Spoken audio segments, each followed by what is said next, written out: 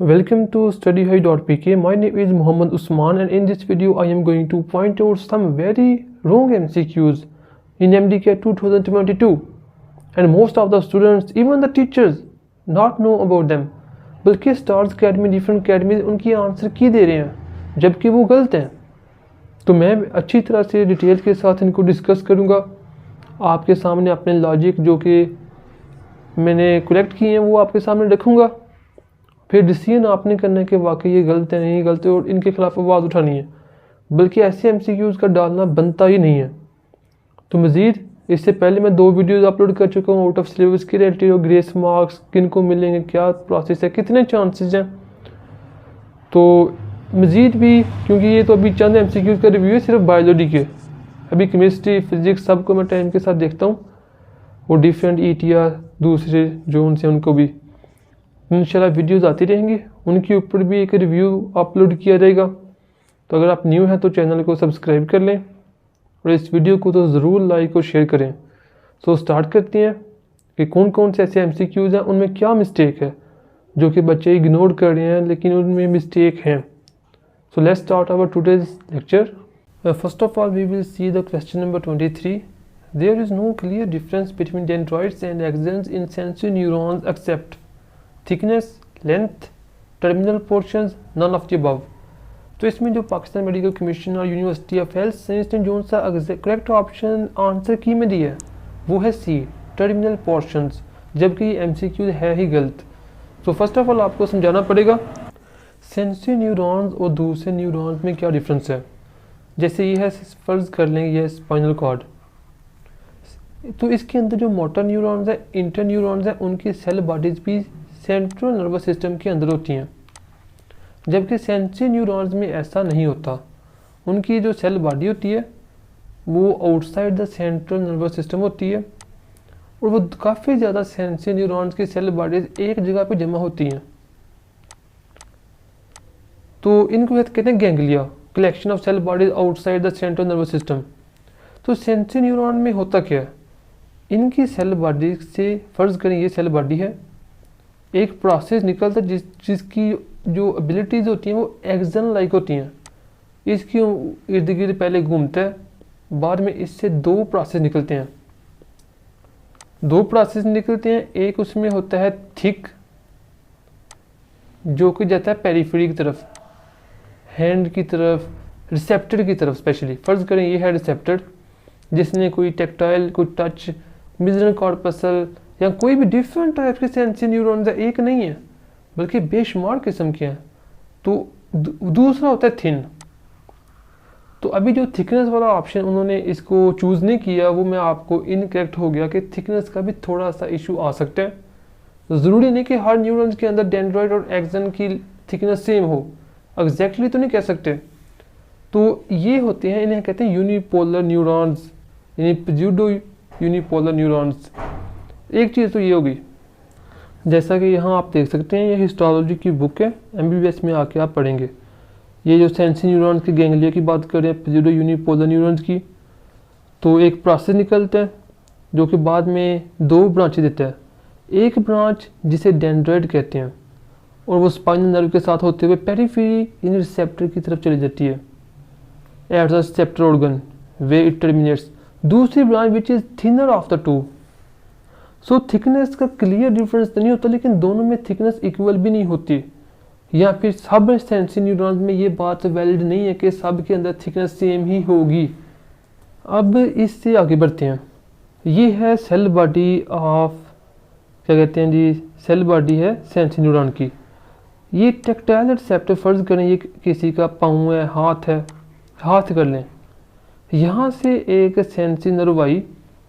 Dendrite का काम होता है सेल बॉडी की तरफ इंफॉर्मेशन लेके जाना, जबकि जो सेंसरी गैंग्लिया होते हैं ये सेंट्रल नर्वस सिस्टम के बिल्कुल पास पड़े होते हैं।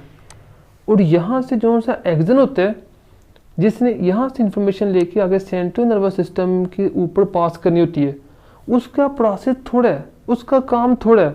उसने सिंपली गैंग्लिया से उठना इंफॉर्मेशन को आगे पहुँचा देना है सेंट्रल नर्वस सिस्टम के न्यूरॉन तक। तो ये कह देना कि तमाम केसेस के अंदर सेंसरी न्यूरॉन्स की लेंथ इक्वल होती है, ऐसा बिल्कुल नहीं है, कुछ में होती है। लेकिन सब में ऐसा नहीं। अब जो सा ये पेरिफेरी से लेके आ रहा है डेंड्रॉइड, इसकी लेंथ कितनी ज़्यादा होती होगी, और यहाँ से एक्सन जोन से है जिसने सिंपली गैंग्लिया से उठा और साथ ही पड़े अपने सेंट्रल नर्वस सिस्टम जो कि स्पाइनल कॉर्ड होता है मोस्टली, उस तक इन्फॉर्मेशन पहुँचा दी। जैसा कि ये एक न्यूरो एनाटॉमी की बुक है, एक्सन में बी वेरी शॉर्ट, ये शॉर्ट भी हो सकती हैं, लॉन्ग भी हो सकते हैं। इसलिए कुछ बच्चे ये कहते हैं कि उनके टर्मिनल एंड्स के अंदर डिफरेंस इसलिए है कि एक्सन डिवाइड नहीं करते, जबकि जो उनसे डेंड्रॉइड्स हैं वो काफ़ी ज़्यादा ब्रांचिंग करते हैं।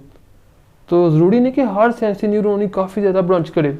जैसे कि before the terminations actions commonly branch profusely, action भी ब्रांच कर सकते हैं, ब्रांच करते भी हैं, बल्कि अक्सर ऐसे होता है ये जो एक्सन्स हैं वो चलते चलते सम कोलेटरल कनेक्शंस भी देते हैं दूसरे न्यूरॉन्स को जो कि आपस में कनेक्शन करते हैं। सो ये भी थोड़ा सा ऑप्शन जो उनसे है कि लेंथ इनकी इक्वल होती है, ये भी कोई अच्छा एमसीक्यूज नहीं है।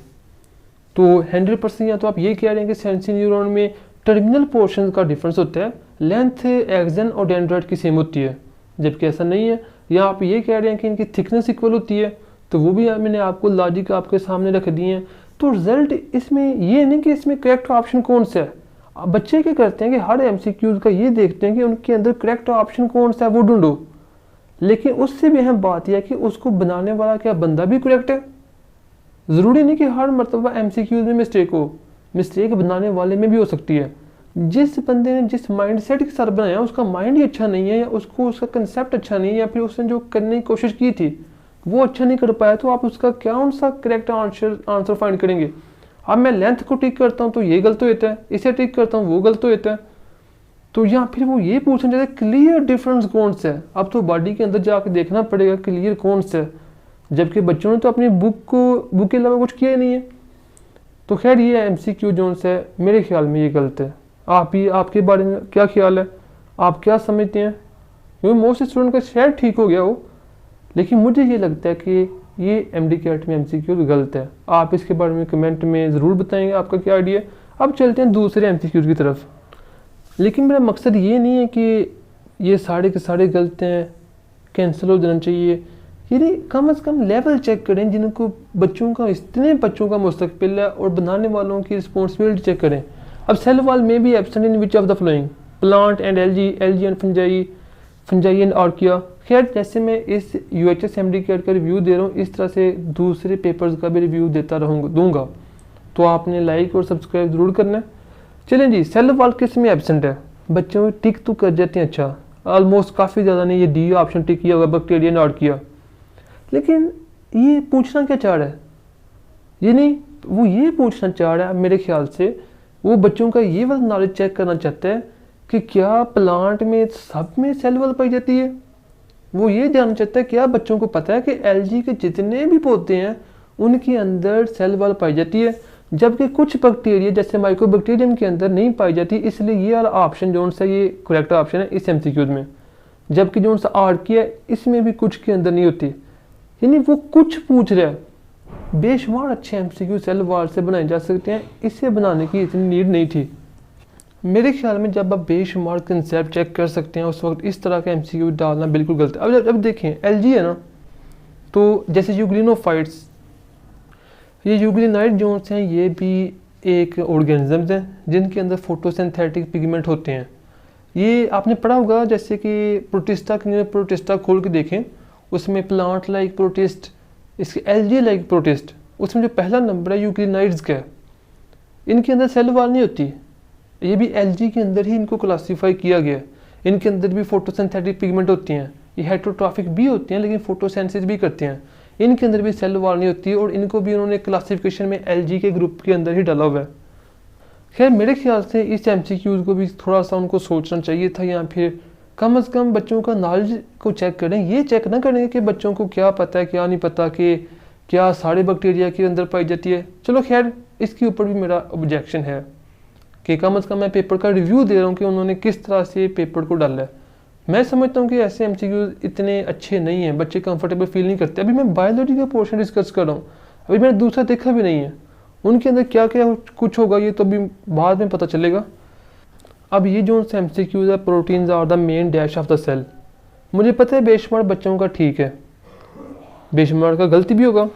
स्ट्रक्चरल कंपोनेंट्स, आप बनाने वाले का माइंड सेट चेक करें कहाँ तक है। यानी स्ट्रक्चरल कंपोनेंट्स करेक्ट ऑप्शन दिया हुआ है पीएमसी ने भी, वो क्यों दिया हुआ है वो मैं आपको बताता हूँ। Proteins are the main structural components of cell, ये एक जिसने भी बुक लिखी है एमबीबीएस डॉक्टर है वो भी, तो खैर जाहिर बात है किसी आदमी ने लिखी है, उसने ये इन्फॉर्मेशन देने की कोशिश की है। जाहिर बात है जितनी भी बुक्स हैं वो राइटर्स हैं, कोई डॉक्टर है, कोई पीएचडी वाला है, कोई केमिस्ट है, उसने कहा कि प्रोटीन जो सी मेन स्ट्रक्चरल कंपोनेंट है सेल के। ठीक है जी, सेल के बेशुमार स्ट्रक्चरल कंपोनेंट बनाते हैं, लेकिन इसका ये थोड़ी मतलब है कि वो स्ट्रक्चरल कंपोनेंट तो मेन है, फंक्शन मेन नहीं है। लेकिन ये यहाँ से रट्टेबाजी को, क्रेमिंग को प्रमोट करते हुए इस इतनी लाइन को उठा लिया। जिन बच्चों ने इसको रटा अच्छा खासा मारा हुआ था फेडरल की बुक को, उनका तो हो गया ठीक जी, पीएमसी ने भी करेक्ट ऑप्शन दे दिया। लेकिन ऑब्जेक्शन मेरा ये है कि मेन का क्या मतलब है, आप क्या जानना चाहते हैं। जब सेल मेम्ब्रेन की बात करें, बेसिक स्ट्रक्चर लिपिड बनाते हैं, प्रोटीन उनके अंदर कुछ तौर पे एम्बेडेड होती है, उनका रोल भी मेजर फंक्शनल रोल होता है।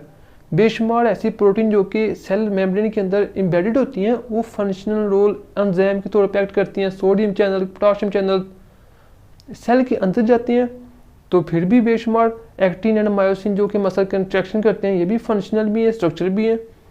न्यूक्लियस के अंदर जितने एंजाइम है वो सारे फंक्शनल रोल परफॉर्म करते हैं। हेमोग्लोबिन फंक्शनल प्रोटीन है, मायोग्लोबिन फंक्शनल है, लेकिन इसके ऊपर कोई आवाज़ नहीं उठाएगा क्योंकि टू द पॉइंट रट्टी वाली लाइन मिल गई है। यानी ये फंक्शनल कंपोनेंट नहीं हो सकते क्योंकि स्ट्रक्चरल कंपोनेंट है, क्योंकि फेडरल की बुक की लाइन है।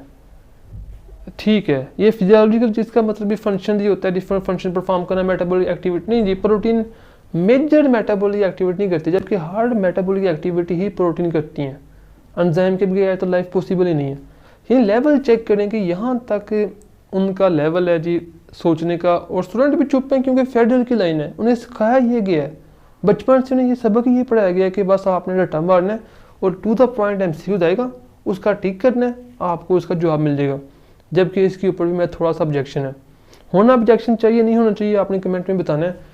मेरा जो व्यू पॉइंट था, जो मैं कर सकता था, जो मुझे लगता था कि ये एक अच्छा नहीं है, और आपको सपोर्ट भी करेंगे जहाँ तक हो सका। चैनल को सब्सक्राइब कर दें, वीडियो को लाइक कर दें। थैंक यू, अल्लाह हाफिज़।